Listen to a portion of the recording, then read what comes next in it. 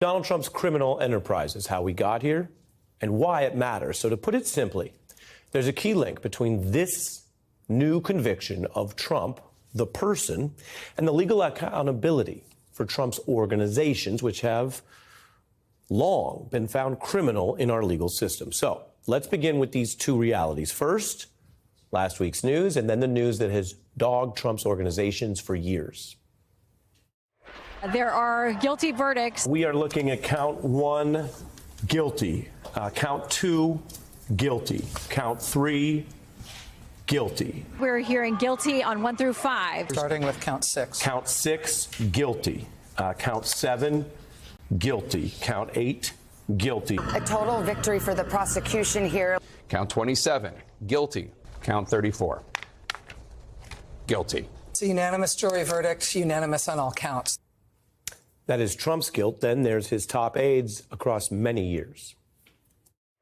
Roger Stone, guilty on all counts. Flynn pled guilty to repeatedly lying to the FBI. Michael Cohen, guilty. Former Trump campaign advisor Rick Gates pleaded guilty. Alan Weiselberg, the former CFO of the Trump Organization, just learned his fate after being convicted for lying under oath. The jury has reached a unanimous decision that Paul Manafort is guilty. Donald Trump's new conviction for a crime at the intersection of his campaign and business activities comes after all of these convictions of campaign and business aides. So after years where people did fairly note that Trump himself had not been convicted and was legally presumed innocent in any open cases, we are now in this new terrain. And there's been so much criming and so much misconduct, it would be easy to lose sight of that wider and important context. The legal system has determined this isn't a case where an employer showed bad judgment or happened to work in an industry rife with criminals. I can say in all seriousness, you could imagine being a casino CEO in the 60s and having employees convicted of crimes, and yet the CEO didn't know about them, didn't commit them. Here's the difference now. The courts have determined this is not like that. This follows the previous convictions of key leaders and operators in both Trump's campaigns and businesses. So taken together, we have the picture now emerging through the legal fact-finding process of a sprawling web of criminality. Trump is the ringleader. And you can count it out different ways. Our reporting and legal analysis for you, new tonight, shows 3 enterprises in legal trouble and led by Trump. The 2016 campaign, Trump convicted in New York. His 2020 campaign, Trump aides convicted and Trump indicted in plots that have been indicted in 3 or more states now. And Trump's business, where the CFO and another executive have been convicted and one is in jail right now. So what we're starting with here is empty with Trump convicted on top, but we're going to fill it out tonight. We're tracking these legal facts, and it does take some time because there are a lot of cases and crimes. Trump's personal criminal conviction caps a trail across multiple probes that just up top, I'm going to remind you, led to the convictions of his longest-serving advisor, his deputy campaign chair, his campaign chair, his top personal lawyer, his top campaign lawyer, several other key lawyers he personally met with, 2 White House aides, and the CFO of the company now found liable for a separate massive fraud, plus his own convicted criminal business fraud. Whew. So while last week's news is Donald Trump's first conviction, it fits with the wider crimes plaguing his 2016 campaign operation. Remember, the top 2 people running it, convicted. Manafort and Gates. The political advisor who brought Manafort in, Roger Stone, convicted in a probe of his activities and obstruction, all about what he did or didn't do to try to get Trump elected in that 16 campaign, plus other figures you see here, Flynn, Papadopoulos. So what you see is you have 2016 aides all convicted around just that campaign. Of course, because Trump won, our legal system didn't have any way to adjudicate anything he might have done for 16 through his first 4 years in office.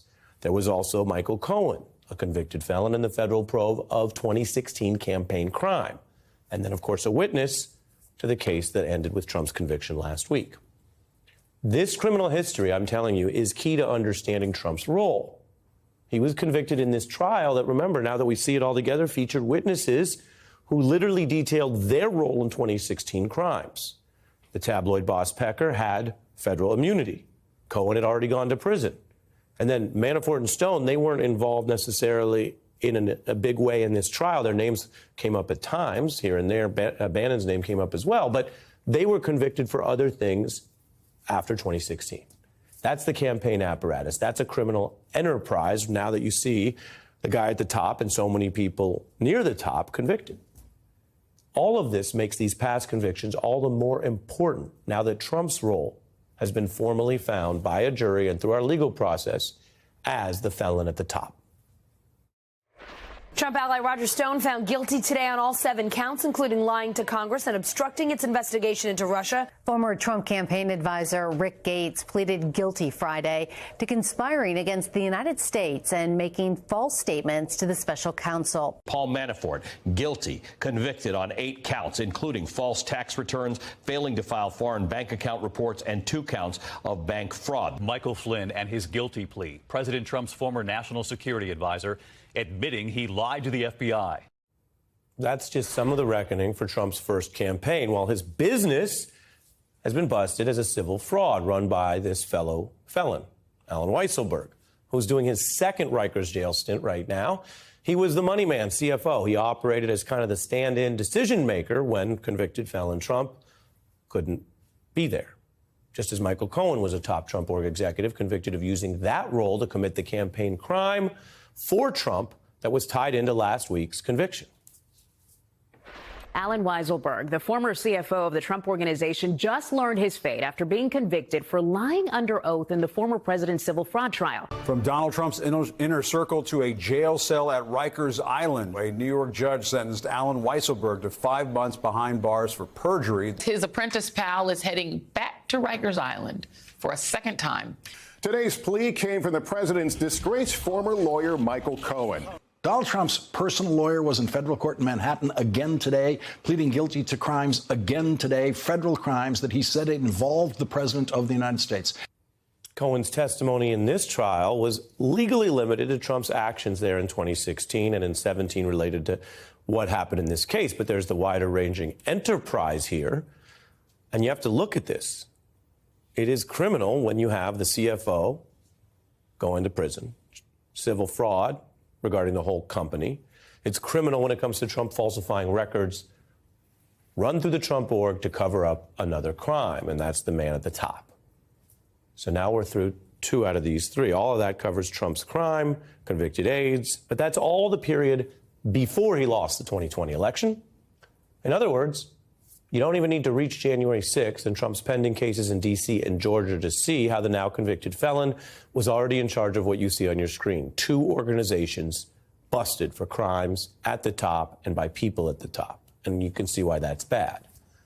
But I would argue that when you take it all together now, what you see on your screen and that history helps explain exactly how Trump's team and allies so quickly sprung into action into those fevered plots in just a couple weeks that we've shown you, hatching these plots that turned criminal to try to steal the election, to try to stop President-elect Biden from taking office. Trump had years of experience, quite literally, pulling aides and lawyers into these kind of plots. So what you see here, many of these indicted, some of them convicted, these are the plots that built on 2 long-running criminal enterprises. Trump's 2020 team infamously led to a whole slew of indictments and convicted crimes. And that ranges from White House veterans who were suspiciously defying the investigations into those plots. And remember, in the old days, doesn't matter what party you're in, if you work in the government or work in the White House, and then the federal law enforcement apparatus and Congress are looking into something, whatever it may be, 9/11 or a criminal case, you cooperate. They didn't. And now Steve Bannon, currently appealing his conviction, and Peter Navarro, currently in federal prison, show just how far the stonewalling went. You have Clark, Eastman, Giuliani. Some of these people facing sanctions, some of them still presumed innocent as they await trial, some of them, as you'll see, and I'm about to remind you, convicted. And these are all just on the 2020 front. In Georgia, 3 Trump lawyers, they went the way of Michael Cohen, just like I showed you on those charts, pulled into the crime, but then deciding to confess their crimes. Jury has found former White House strategist Steve Bannon guilty on charges of contempt of Congress. The 4th defendant now in the Georgia election interference case that changed their plea to guilty. Guilty. Guilty. Guilty. If I knew then what I know now, I would have declined to represent Donald Trump in these post-election challenges. I look back on this whole experience with deep remorse. Former Trump advisor Peter Navarro was sentenced to 4 months in federal prison for contempt of Congress. All of that is just the 2020 criminal enterprise, as I'm calling it. It's a whopping number of indictments and convictions for that period of just a few months, especially involving things that were often spilling out into public. It was rampant. It was a crime spree. So if you fill it in, you see the convictions and judgments for crimes to stop Trump's 2020 loss there, the 2020 campaign.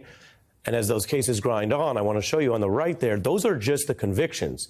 We would not have room on this screen to list all the individuals indicted, some of whom had direct contact with Trump in the campaign of his top aides, some of whom include electors and others more scattered around the country who were more responding indirectly. It means they didn't have access to Trump in the White House, but we would have many, many more faces. So together, you see this as a criminal set of enterprises with Donald Trump convicted at the top. Trump's role atop these three organizations that are rife with convictions over the last 7 years is revealing. It adds a legal finding to what was honestly once a more circumstantial take. People would say, well, he benefited from these other crimes, sure, and he's got these types of people around him, and he seemed involved, and yeah, he was somehow linked.